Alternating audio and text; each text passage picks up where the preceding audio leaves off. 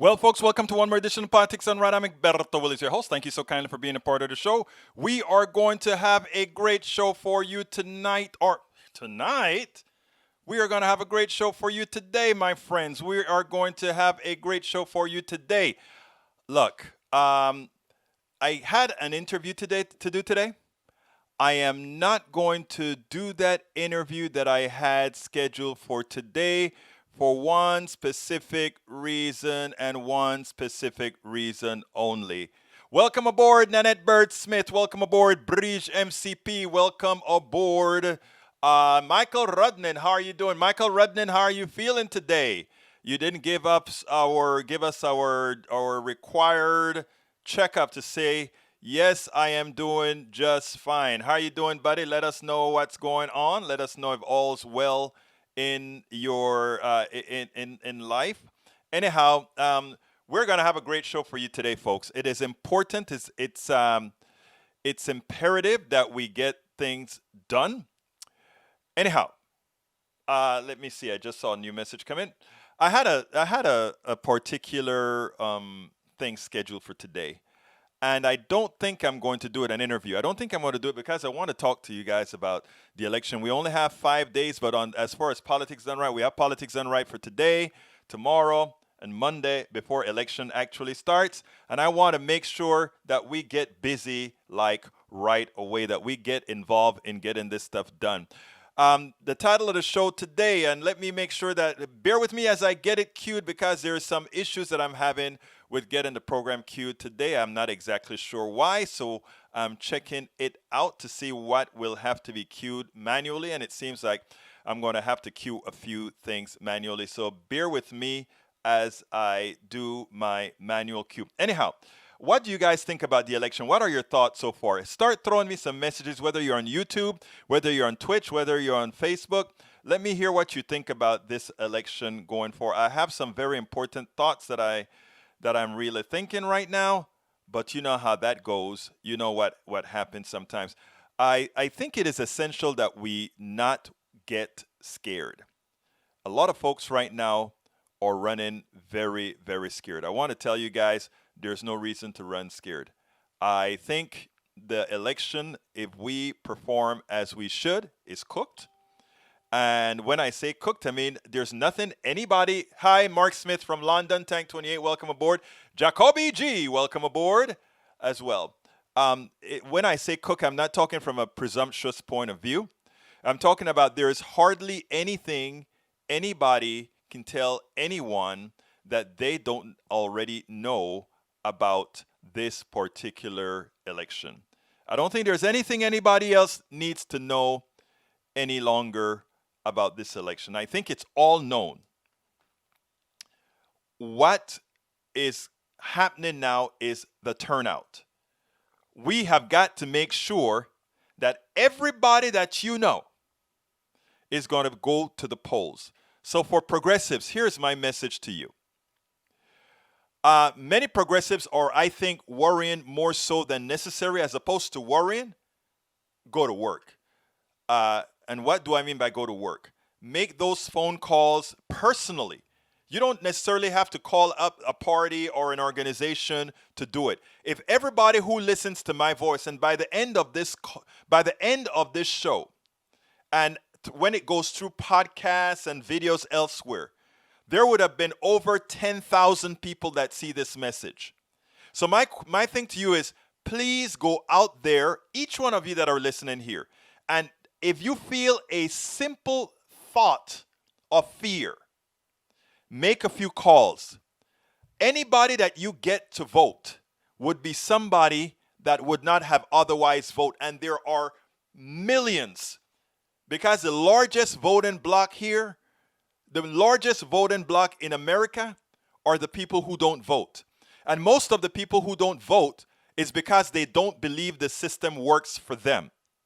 So my info to you right now, my urging to you right now is to get up and pick that phone up, make a call to somebody, or if you have a mask on and you want to just go around, if you know your neighborhood and you know people that haven't voted, tell them to go out there and vote. That's the magical thing for us to do right now. Okay? Secondly, I think it's Nanette just put inside of her message here that there's a whole lot of voter suppression. Let me tell you how amazing this voter suppression is. Pennsylvania keeps going over and over the same type of suppression. Oh, we want to make sure that only the ballots that are in on by election day are there. So if the state mailed somebody a ballot and it got there to them on Tuesday, or rather on Friday, and they fill it out and they mail it, and somehow that ballot gets in the day after, they don't want that counted. In other words, they don't want that. So the Supreme Court already knocked it down. Well, it's a 4-4 decision, which means the woman who's going to get to Barrett, who's going to get to the court, if they revisit it, they may go ahead and give that an opportunity again. We have to make it quite clear that that is going to be unacceptable. We need to have a blowout to make that unacceptable, because when we have a blowout, if that goes to the Supreme Court and Barrett is that vote that allows them to not count those votes, then that is further justification why the court system must change. Remember that. We are going to have a lot of justifications. We are going to win this election. How big we win this election will depend on the landslide of people coming in and the amount and the success of voter suppression. It's going to be one moving it forward and one moving it backward. We have to make sure that the landslide is much more potent than the suppression. President Obama always said things like that. Yes, voter suppression can take your 1 or 2 or 3%. But if we go out there by the larger percentage that it's there, not even voter suppression will work. So that's where we want to be. Now, here in Texas, we made voting in Harris County very easy because we have young people in Harris County running the voting. They're running the county progressively. So we have drive-through voting. People can walk in and vote. People today, I think it's today and tomorrow, people will be able to vote 24 hours a day. That is what we believe. Open the vote to everybody. Let it really be freedom, a democracy. Let it really work. That's what we're doing in Harris County, Texas. And Harris County is a bellwether county for the entire country. And what we have seen is an explosion of participation, so much so that all the Republicans throughout the state are so scared that because of the gerrymandering that they've done, they are now going, that gerrymandering that they did is actually going to be used against them, because gerrymandering is done based on who votes, right? That's how they cut the map up. These are the people who normally vote. Well, when these counties that they try to get a piece of to dilute the progressive vote, when those progressives in those counties and those districts start to vote, what do you think happened? It bust up the gerrymander. It bust up the gerrymander. And that is what's about to occur in Texas. So what are the Republicans doing now? The Texas Supreme Court, a conservative Texas Supreme Court, told the Republican Party, oh no, it is legal for you to have curbside voting. In other words, people can drive up in their car. This is coronavirus time. People don't want to get sick. You can drive up in your car and you can vote. And that's what we're doing in Texas. You can drive up and vote. And guess what's happening? Now that the Supreme Court in Texas has told that the Republican Party that is legal, they can do that. They are now taking it to the Supreme Court. I wonder why. Does Amy Coney Barrett ring a bell? They believe that and what are they taking to the Supreme Court? They want to take to the Supreme Court that all those votes that were placed by people driving in cars and going up to a stationary thing to vote, they want all those votes thrown out. Then the Republicans said they like democracy. Didn't they say they like? Well, that's what's going on. We will see what the Supreme Court does if it takes up the argument. We don't know yet. But the suppression is going on left and right over the country. But the people are voting. And what I'm asking, what I'm urging, what I'm begging, and what I'm imploring is, folks, go out there and vote. You can beat suppression. You can beat it all, because it is like a tsunami coming. A tsunami coming. So if you have a tsunami of people, there's just so much they can throw out. And that is where we're at. We have a president that is killing people, and we have people who want to live.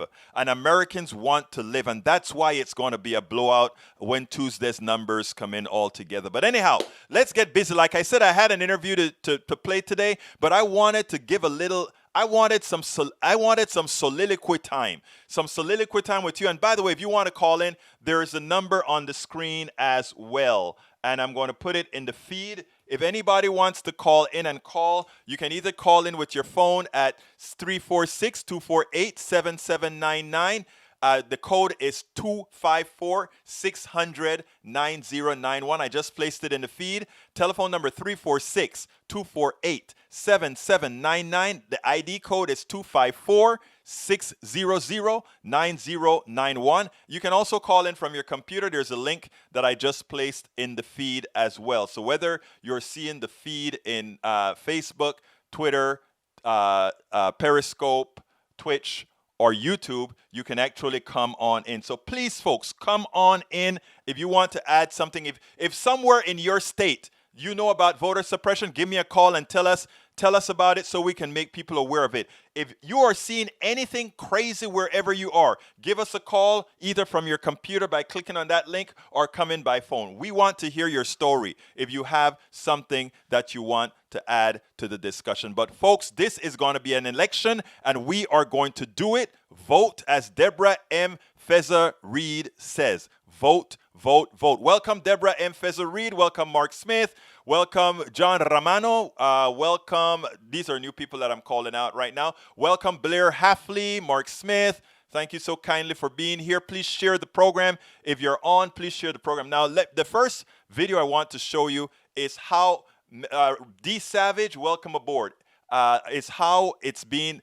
Our mainstream media are finally starting to allow some of the truth to come out. Watch how Andrea Mitchell handled this guy. She didn't handle him as best as I think she should, but at least she called him out. I cut out a lot of the fluff to give you, make it a little better. Check it out, and then we'll take it on the other side. Generally speaking, Andrea Mitchell does not push back all that much. Today I saw her push back. I was extremely happy to see how she pushed back.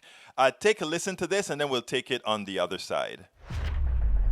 I want to ask you about the political calculation of doing all of these rallies, despite certainly polling data that shows that 59% of the people in a USA Today poll yesterday saying that they don't think the rallies are a good idea because of COVID. Well, the president represents moving forward as the country. Of course, he wants people to be safe and take precautions, but he knows that we can't be driven back into our basements by the coronavirus. Joe Biden would send us back into lockdowns again. Well, that isn't what he is representing, because he is also saying he would listen to the scientists. He's not. No, he is not. That is.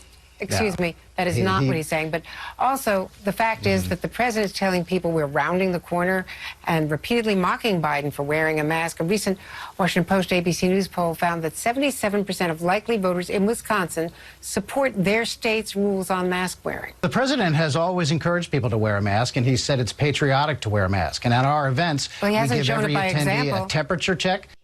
We give every attendee a temperature check before they're allowed inside. We give them a mask that we instruct them to wear, and there is plenty of hand sanitizer for everyone to wear. But this for everyone to use. Well, but this is what the president has done. He has mounted masks.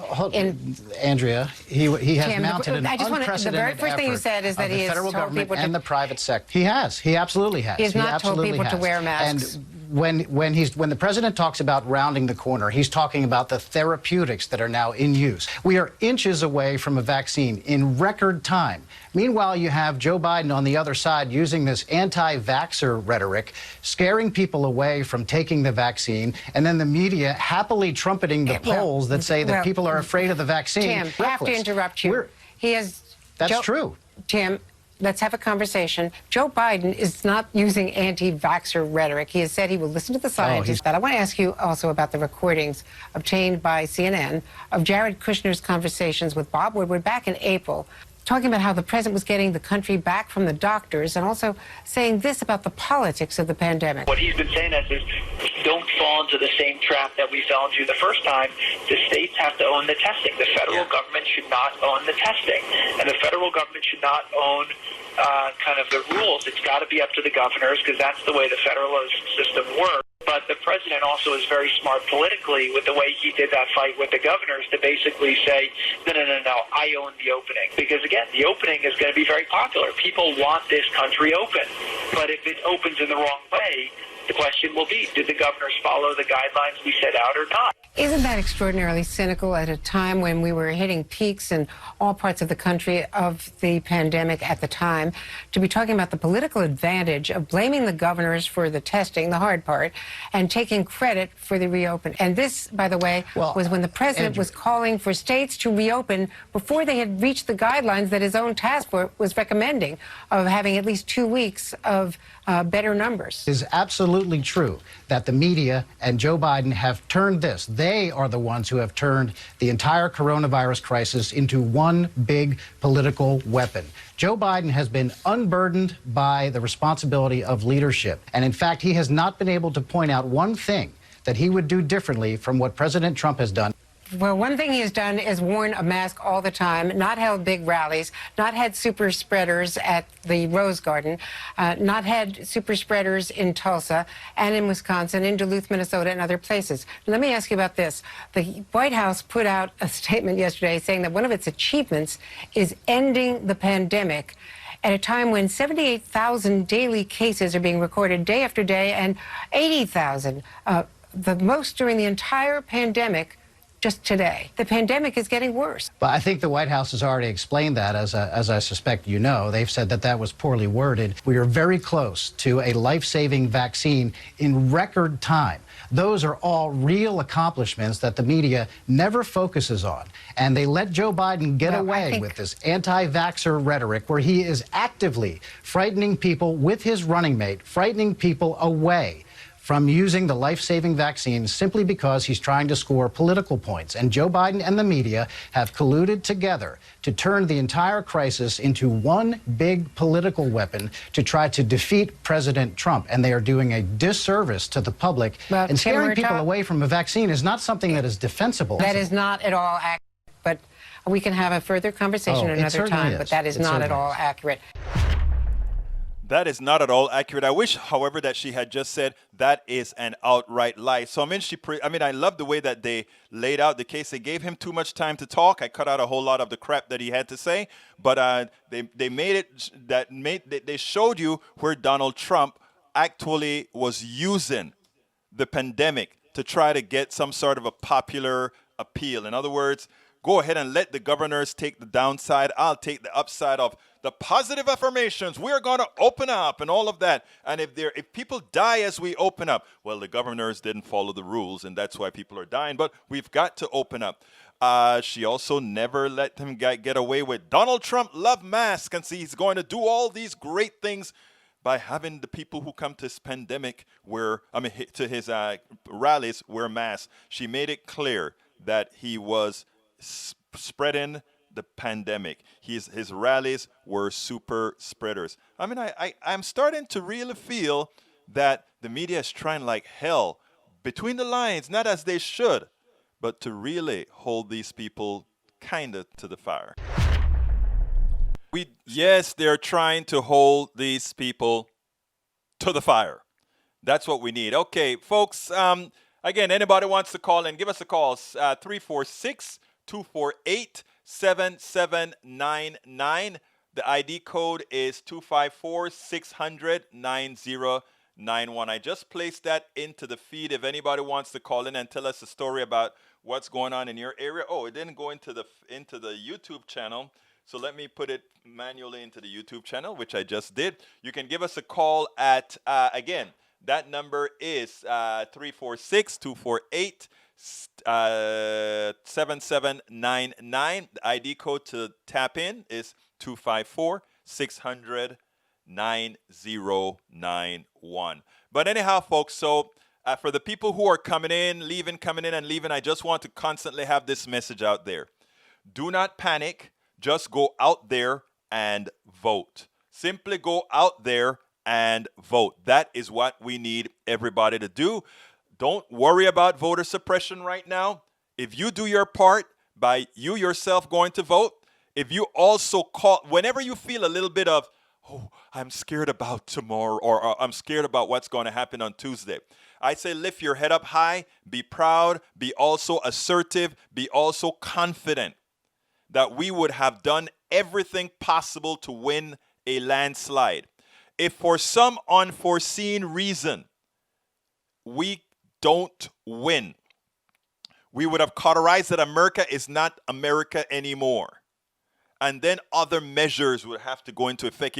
If what the majority of Americans want constantly goes unrealized, then the country has to be remade some other way. And just think about this, people. We are supposed to be the bastion of democracy. We are supposed to be that light that everybody else looks up at. We are supposed to be the people.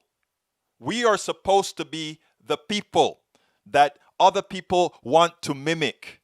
Remember that. I have faith. And this is not blind faith. This is after speaking to people. This is after reading the polls. This is after not only reading the polls, but reading the cross tabs in polls as far as what people want, what people say they're going to do. We ought to all feel positive. And we cannot allow the fear emanating from those on the right who wants you to have that bravado that they put out there. You notice what did Trump just do? He canceled a rally in North Carolina. They claim it's the wind, it's the weather.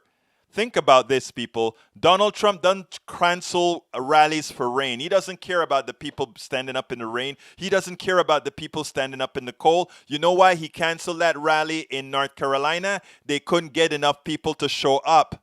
It's changing, people, and it's changing. Let's make sure and keep the pressure on. In as much as we're going to win, we want to win big. We want to mitigate voter suppression. Okay, Stephanie Rule. Today, the big news is the economy is doing great.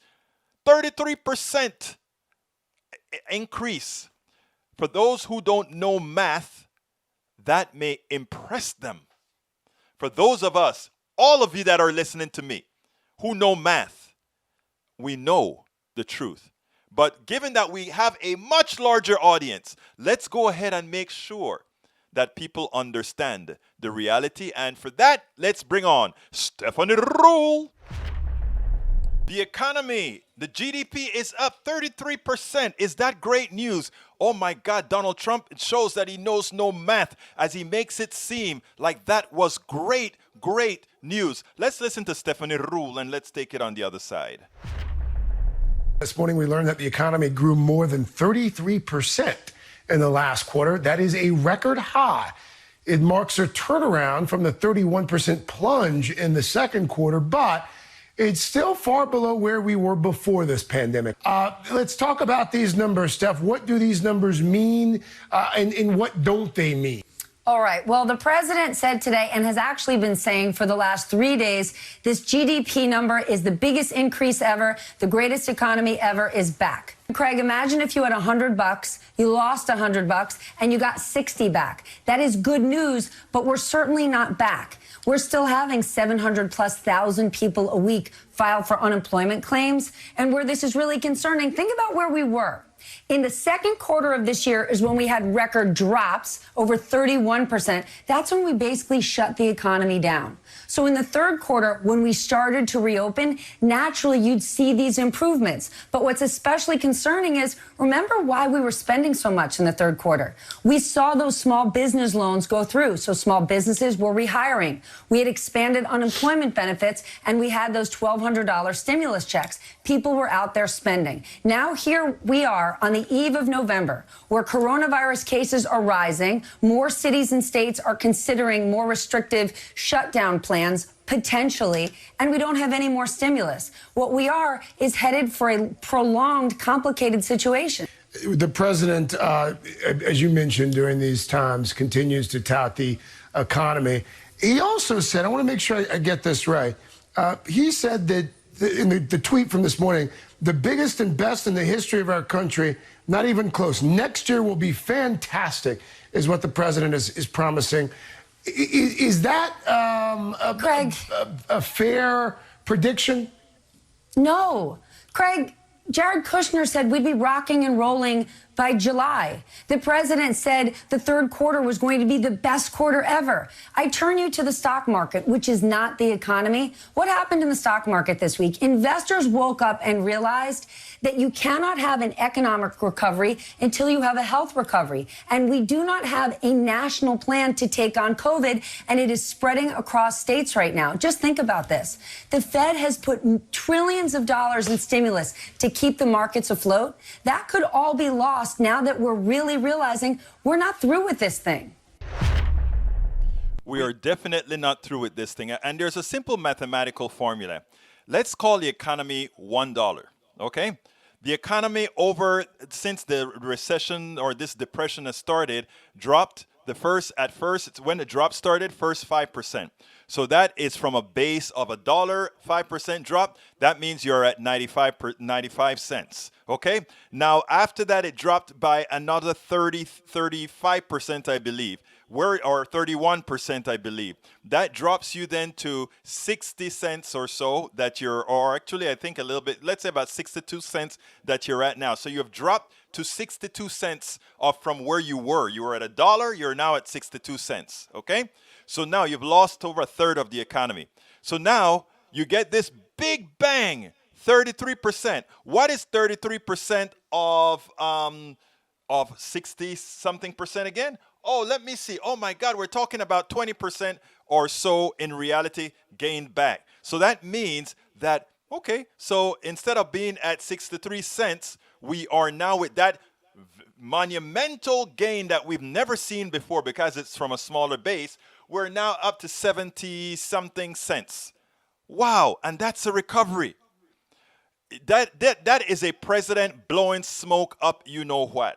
And the problem is that he depends on you being ignorant. He depends on you closing your eyes and not seeing the amount of people that are suffering. He depends on you not seeing the people in the food lines. He depends on you not seeing people who have no insurance. He depends on you not seeing people that are being evicted from their homes. Records here in Harris County and all over the country. That's what he depends on. You closing your eyes.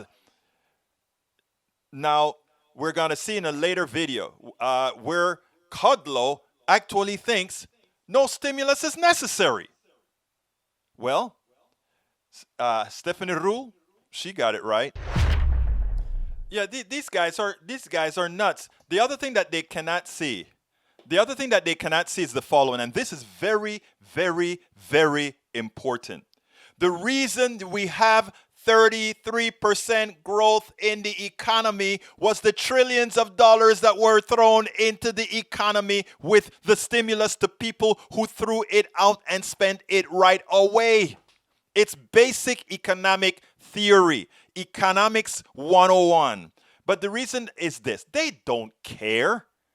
They really don't care what happens to the people. They talk about V recovery. It's a K recovery. And it's a K recovery with a very small top line K and a big down line K. Line at the bottom of the K. Just look at, just look at people, even look at in every area. Look, Exxon is laying off 1,900 people here, mostly in Harris County. Okay? And it's going to continue because we have a fundamental change in the economy. They don't want to show it because they want, when they're redistributing money, they want to make sure and redistribute it upwards. Okay, folks, we are at the 31-minute mark, which is where I give my little plug here. Folks, please remember this is a call-in show. If you are on YouTube, please become a part of our posse. Please go ahead and click that join button and become a member of our team. Become a member and help keep the progressive message going out. By the way, on Tuesday, I'm going to be doing a special KPFT show right from our Politics Done Right studios. That's going to be blast all over the country, and we're going to be bringing other folks in, but it's going to be solely a KPFT election show on Tuesday night. So remember that. Be tuned in for our KPFT 90.1 FM show done right here in our studios. By the way, so anyhow, folks, if you are on YouTube, become a part. It's very, very inexpensive. Join our team, become a member. Please do that now so I can call you out if I see you place your little join now. You can also hit that $sign there and throw us a super chat with a message that you want us to pump out there. You can do a super chat. And additionally, if you notice, we have my new t-shirts out there, and we have a few there right there in the rack under YouTube. For those of you who are not on YouTube and haven't joined our YouTube posse but are on other networks, here is the link that you can use. It's called politicsdoneright.com/YouTube. politicsdoneright.com/YouTube gets you right to our, you can click on that to become a member of our YouTube posse. Anyhow, there are other ways to help us out here. One is to go ahead and get our book. By the way, you're going to use this book after the election, because after all our brothers and sisters on the right need we have to find a way to talk to them, right? So here is the book.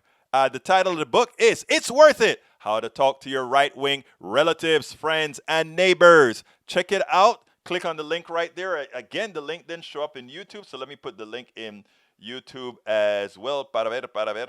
¿Dónde está mi mouse? ¿Dónde está mi mouse? There we go.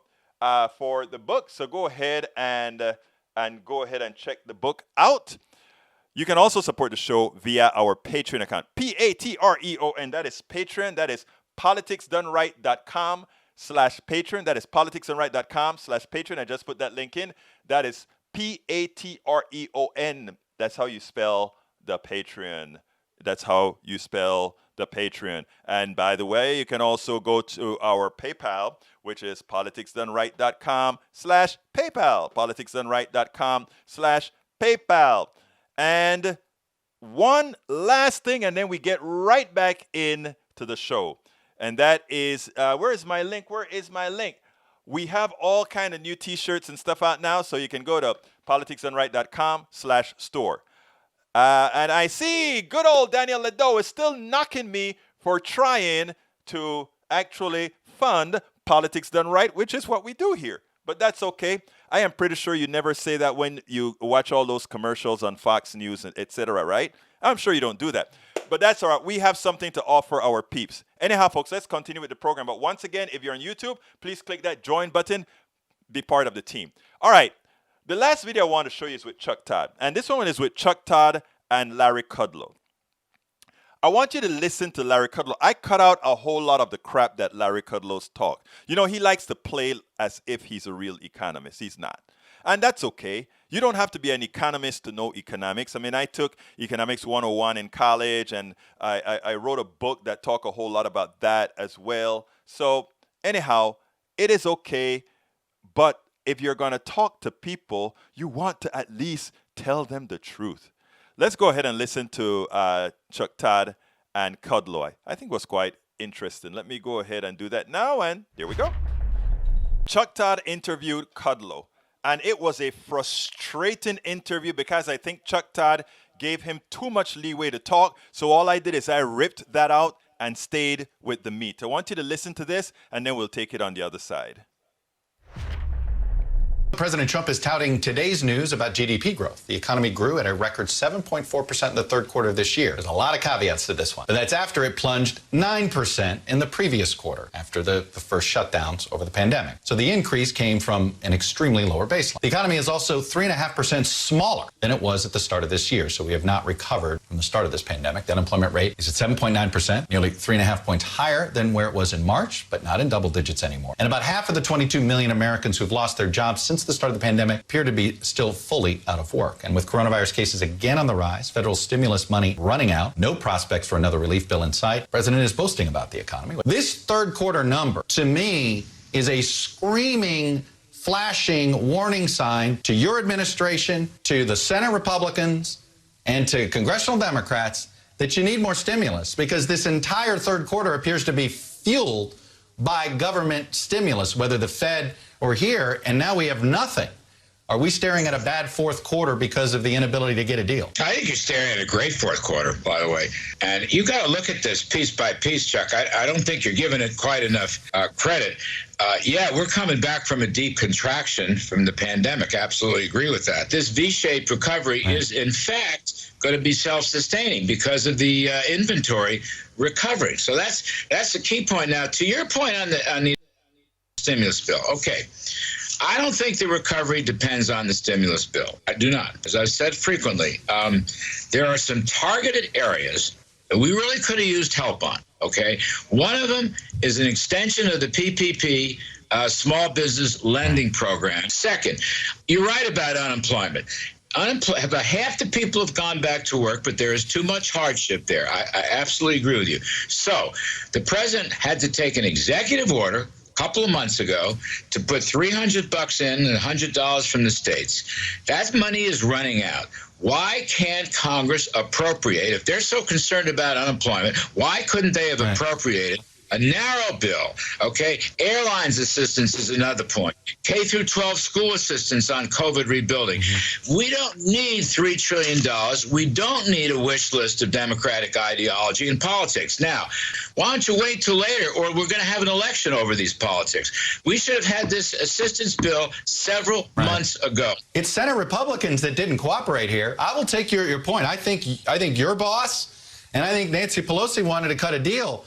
But how is she supposed to cut a deal when Senate Republicans don't agree to anything and the president has refused to get Senate Republicans to come to the table? They haven't come to the table, Larry. Well, I wouldn't say that. I mean, I wouldn't quite put it that way. There's some substantive policy issues here.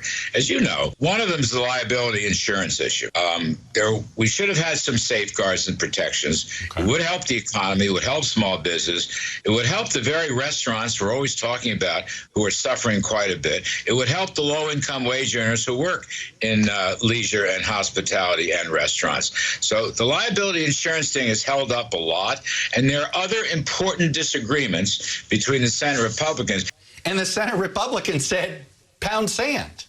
They said, we're not going near that number. So, I mean, I take your point. The issue is the Senate Republicans. I think, Chuck, the issue here was key points, the state and local government issues, a lot of spending for mismanaged states and pension funds. The president has pointed that out. Mitch McConnell has pointed that out. Do you realize the economic calamity that's coming if you don't bail out states? And by the way, the state of Florida, the state of Oklahoma also has revenue problems. It's not just blue states.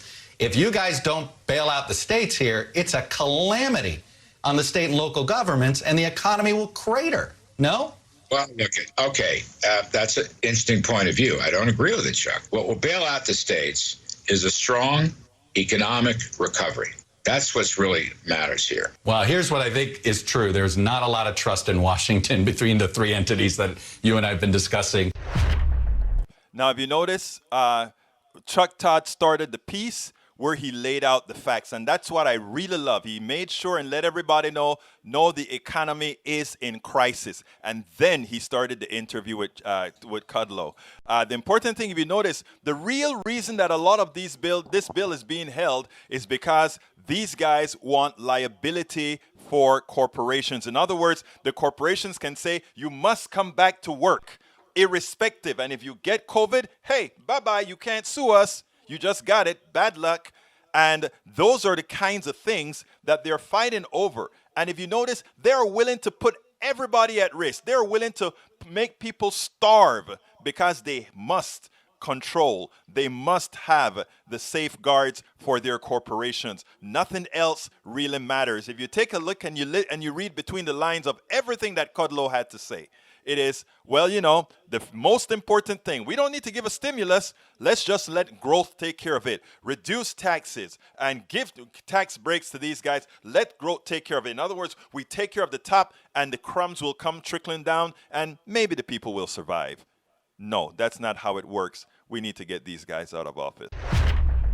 We definitely must get them out of office. Thank you so kindly, J.M. Smith, for the super chat. J.M. Smith, thank you so kindly for the super chat. And of course, we have, let's see, Deborah M. Feza Reed, muchas gracias. Thank you so kindly for becoming a member of our posse. Let's get some more. Althea, thank you so kindly for the super, well, actually you gave a super meme, super chat. Thank you so kindly. You guys are wonderful. Hey guys, let me tell you something. I want to answer this because Mademoiselle Deborah John had a very prescient question statement.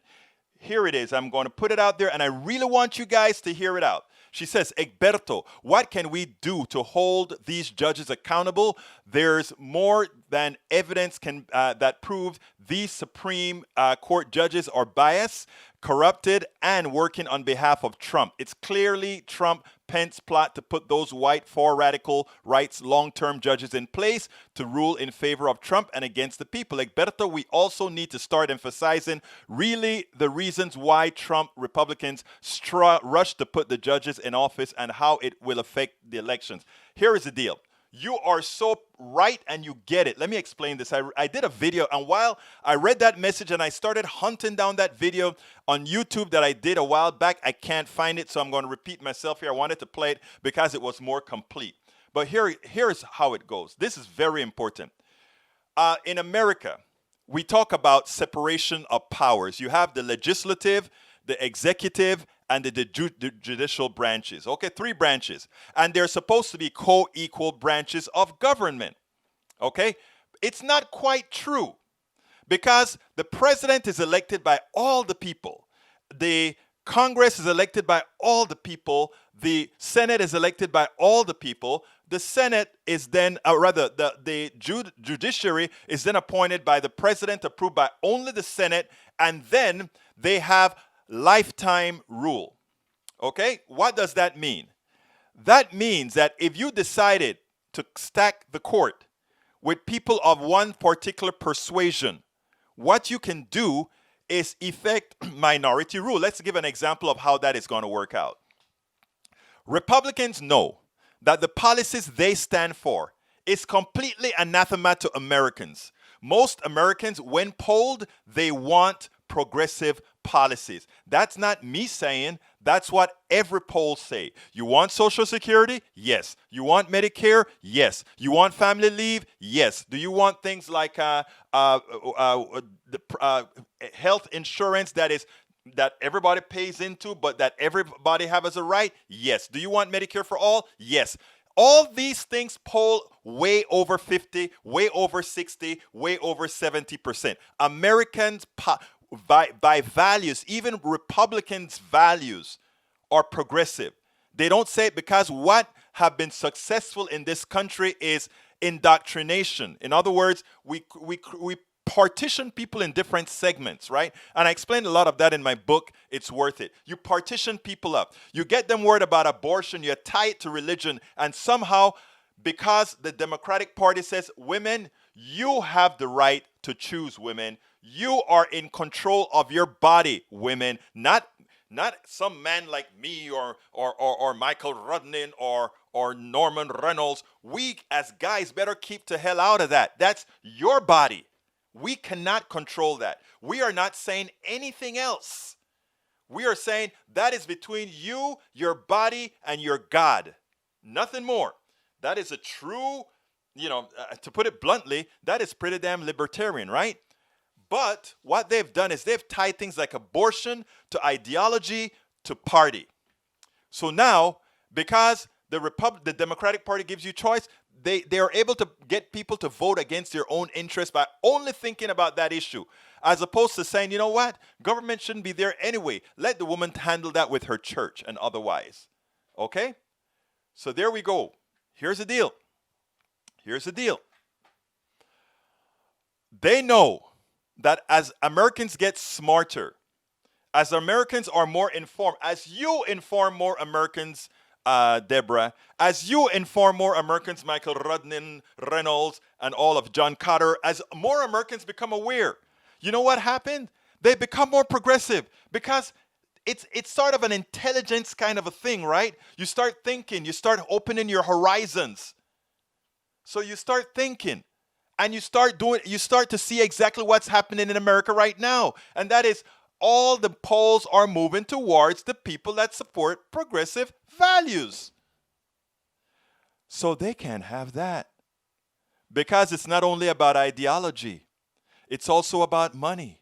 It's also about the corporatocracy, because other questions start to be asked. I'm going around in circle. I'm going a big way around to get to the answer. But I ask you to stay with me here, because this is important that we understand the full picture. And I also explain a whole lot about that in the different stories I tell in the book, right? But this is so important. It's about money. It's about who controls America. And I'm not talking about color and race and all of that. Those are side issues. I know watching cops gun down mostly black people or people of color, that's a real thing. But all of that that is all the side issue of everything. It's about power. It's about power, who controls the country and who can get all the spoils from the country. And how does that work? We have an economic system known as capitalism, right?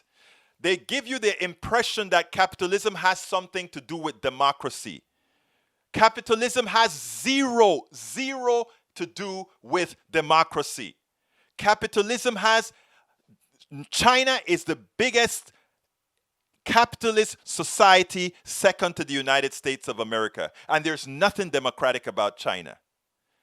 What capitalism is, it's just the new form of control, right? So what am I saying? All of you go to work, right? You go to work as an engineer, a doctor, a lawyer, you sweep floors, you're a secretary, you're a teacher, you're whatever. I can't use teachers because teachers are paid for in general by the state if it's not a private school. So let's keep teachers out. I love teachers. They should be paid a hell of a lot more than they're paid right now. But you have all these people that go to work. And when they go to work, they perform a task. They either use their intellect to create products, to create vaccines, to do all these different things. That's what they do. You make a car, you create a rake, all these things you create. But somebody at the top of that corporation's capitalism, person who sold stocks and split up that company into stocks, that company is sold into stocks, and other people with means buy that up. And they are paid based on the labor that you provided at a discount.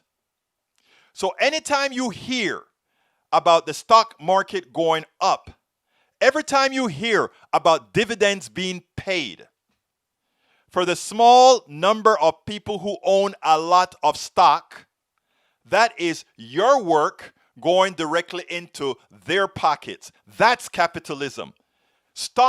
People who own stocks, people who own all these things and make a huge profit off of your labor. That is what they're not paying you. There's another thing called productivity, right? Over the years, we have produced on a per person basis so much more as a country, as individuals within a country. And all that increase in productivity, one would think, would be an increase in the salary, an increase of the services provided by society as a whole. Nope. It went directly to the top. And that's why the disparity in wages, that's why the disparity in wealth is so huge. Look, black people are at the bottom of the totem pole. Then Latinos come up a little bit higher. I'm talking about wealth now. And then they talk about, but look at the amount of wealth in the white community. Sometimes I kind of feel bad in saying that, right? Because it's not a whole lot when you segment that community itself. My white brothers and sisters are screwed too, because it's a segment. It's a segment, a very small, minute segment of this society that really gets the entire amount of spoils. But here's the deal. They always keep the guardians of the gate. The guardians of the gate are the people they keep sufficiently funded, the people they keep being, in the slave days, right? They had those slaves that were the upper echelon slaves with the whip also. And they were the ones out there in the sun making sure that the other lower grade slaves are doing the work. But they're slaves nonetheless. That is what I call antiseptic slavery. Capitalism, antiseptic slavery. Capitalism, antiseptic slavery. Many of us, and I'm talking, and by the way, all of us to some part are complicit in this, right? I was complicit in this. When I ran my company, and I remember I think I told this story in the book. I don't remember if I did or not, right? But I had a particular product that I had pricing power. It was the only product in that could do the particular job on the market. Boeing bought it, and a couple of other airlines bought it. The government bought it, and so forth, right? I could charge whatever I wanted, and I did for a while. And then I remember waking up one day, and I just remember saying to myself, wow, I am making the money from that product, right? Never forgot it. ComDRVNT, WDM. Remember, because it dropped the RTS signal like no other product dropped the RTS signal so that data could flow on the other side electronically. And I said, you know what? What's interesting is Boeing and all these other companies will pay whatever the price is. That's the thing about the capitalist system, right? Capitalist system buy from other capitalists at the best price they can get, but they don't care, they buy. Because ultimately, the only people who pay are the people without pricing power. And that's mostly everybody. So when Boeing is greasing it for other companies to buy their stuff at a high value, they don't care. Because all the while, those prices go down towards the person who has no power. And that's most Americans. Most Americans have no power. They have no pricing power. And that is the reason why we always move the money upwards. Because those of us with pricing power are the ones who control America. And the last thing they want, which a progressive system will give you, is to remove absolute pricing power from anybody and have a system that is bifurcated. One where all our inalienable rights are provided, in which healthcare is an inalienable right. The right to food, the right to shelter, the right to clothes, and the right to work is an inalienable right. And then if you want to do other stuff on the free market, by all means, do it. But let's keep everyone's inalienable rights. Let's give everybody access to success. Let's give everybody else the ability to succeed. Not to have a market that is tailored towards those and solely those with capital along with the guardians. Look, many of us are guardians of the gate. I was once the guardian of the gate as well. All of us at some time. You have a good paying job that sometimes you go home and turn on the TV and see that person in the food line, or see that garbage person that is hoping they'll get health care somehow, and you sit down. You're very well paid and you have great insurance, and when they talk about having Medicare for all, you said, well, you know what? My insurance also gives me a membership to a club. It also gives me massages. I don't want to give up that great policy for something like Medicare for all, which only stands for basic services, but of course going to cost about more than 50% less. I don't want that, even though every American would be helped by that. And if you want all those special services, you can then buy that on your own. I don't want that. I don't want to help anybody else. I don't want to have a society that works for us all. I don't want to do that. Think about it, people. That is the reason. So bottom line to Deborah, the judges are there to do the following. And now I finally came to your answer. And sorry for taking so long. When I get into this, sometimes I really get worried because I want this explained. I want this understood. And even if I'm not completely clear here, I'm here every day, 5 days a week, that we can talk about this ad nauseum to make sure we are all informed. Here's what the judges are going to do. Medicare for all come up for a vote. We force the progressive side of the Democratic Party to definitely support Medicare for all. We abolish the filibuster. So therefore, we pass Medicare for all in the Congress. It goes to the Senate because there's no more filibuster. It is passed, and Biden is forced to sign Medicare for all. Let's say, just an example. I'm not saying that's going to happen. I'm just giving an example. Medicare for all, we make sure to tell people the truth. The truth is, unlike your own personal insurance, Medicare for all is allow you to go to whatever doctor you want to, take whatever medicine you need to. Not not limited by what the government, by what your private insurance company tells you. You can see, not limited by the networks, in network, out network, all of that kind of stuff gone. Not having a middleman getting hundreds of millions of dollars paid out to, hundreds of billions of dollars paid out to executives, advertising and all that kind of stuff. All of that's gone, right? All of that's gone. So we decided to do that. We're going to reduce the cost to the government going forward, and we're going to reduce the cost to the average American citizen. Are there going to be losers? There are going to be big losers. The big losers are all those people that have been ripping you off for all these years for the free money they've been getting. And do I feel any sort of pain for them? Absolutely not. They've been screwing you all these years, and you've been helping them screw you. We've been helping them screw us. So what happens? We pass the bills, and the president signs it. And then an insurance company goes to the federal, goes and it says, I have been damaged. I have standing because of that law that just was passed. I have standing, and I am going to sue the federal government, and I have standing, and they'll take it to the Supreme Court. And a 6-3 Supreme Court, who is a ward of the plutocracy, who is a ward of these guys, are going to look at the bill and they're going to say, we vote on some particular constitutional term, and I can't figure out which one that's going to be. It's above my pay grade. That makes that law unconstitutional. That's what packing the courts with right-wing, uneducated conservatives will do for us.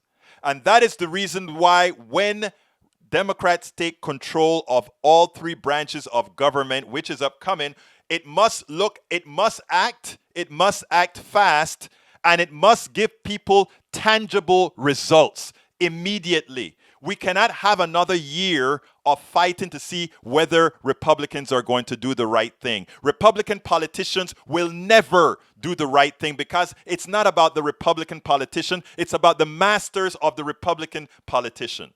Once we get that in our heads, we would have learned, realized, and understand exactly what is actually happening.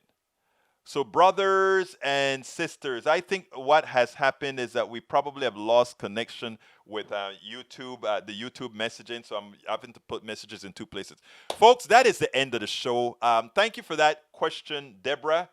That was a very, I think it was Deborah John that asked that question. That was a very important question, Deborah. And if I wasn't completely clear, come back tomorrow and say, look, you gotta expand on that, because your wish is my command. Folks, please go ahead and consider again, get in the book. A lot of what I just talk about, I have several essays in the book that I just put in the list there. I have a lot of essays in the book that covers a lot of this in detail. It explains capitalism in the way we practice it, and it explains other things that we could also do to mitigate it. Likewise, if you are on YouTube, please click that join button and become a member. Like we had some great new members today. I want to thank Deborah M. Reed. I want to thank J.M. Smith as well, and I want to thank Althea. Althea, thank you so kindly as well for your super chat. Look, you guys are wonderful. You guys are simply wonderful. We will work together. I'll find the video, Bridge MCP. I'll find the video. Daniel Ledo left with a final thing. Derek Berto just called Scottish justices uneducated. Yeah, he did. And you bet your life I did, and I stand by it. Yeah, he did. I guarantee you, Egberto, every one of that is 100 times better educated than you. Not nearly as indoctrinated, though. Okay, that's debatable. Maybe they are, maybe they're not. Who knows? But my thing about it is this. All I want is a society that all of us ourselves really want. That's all we can really ask for. Thank you so kindly, everybody. And again, if there are questions that you have, always remember that my email, all of that is available to you. Just go to our site and talk about it. We are here to solve these problems. My name is Egberto Willies. This is Politics Done Right. And you know how I end this baby. I am what? Out! We spend a lot of time deconstructing the news, trying to parse it into a form that everybody can understand. We try to find those little nitpicks where it flies above the fray, etc. If you really like these videos that we do, I want to ask a big favor. Please go ahead, number 1, subscribe to our channel, and number 2, please join if you can. Thank you so kindly for watching. Keep watching. Please remember to share. We must populate the entire internet with our progressive message, a message that we know is what most Americans say that they want. So help us, please join.